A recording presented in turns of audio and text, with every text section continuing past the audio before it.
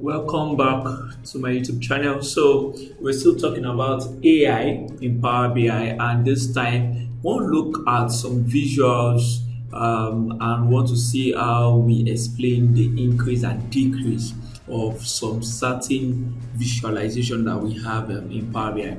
So we are using the line chart, and in the line chart, I'm just going to bring down the month's name, and I'll bring in total sales. So one of the cool things about Power BI is that right now, when you're doing an analysis, I can ask you that, okay, there's a spike from August to October. Why?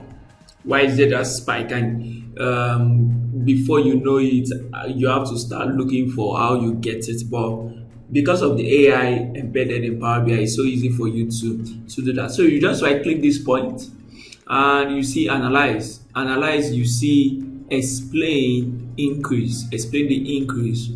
And when you click explain the increase, you can see this Velo and Caretta accounted for the majority of the increase of products. So now you start seeing the different things that makes up, or the different analysis that makes up that make October to be the highest and to make it go high at this point in time.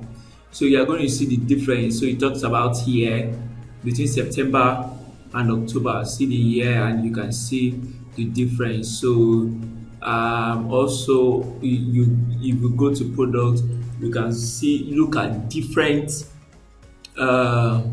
visualization, different visuals. You can see this. I like this visual. You can see it talks about ranking. So you see how you have it as the fourth or fifth one, which is Velo. Velo started from 4th in September and went as high as the first in October. That's September to October. So since I like this visualization, I can come here and add to page. Make I click, you can add to page. So this is it currently. You can just use that and bring it out like this. See. So let me just see. Let me reduce this. Let me just reduce this a little bit. So this helps you to analyze your report because you might want to understand, okay, why is my data like this? Why is it up? Why is it down? So even this, look at the decrease here. I think there's a decrease here in March.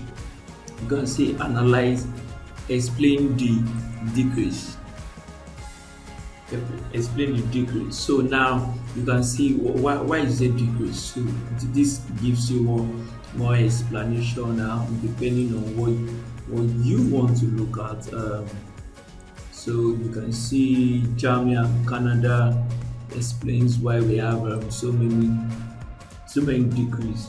And since you know that it might be something that might be asked, you might just want to just use this and say, okay, fine, why we have decrease in March, this is the reason why we have a decrease in March. And you can pick it up,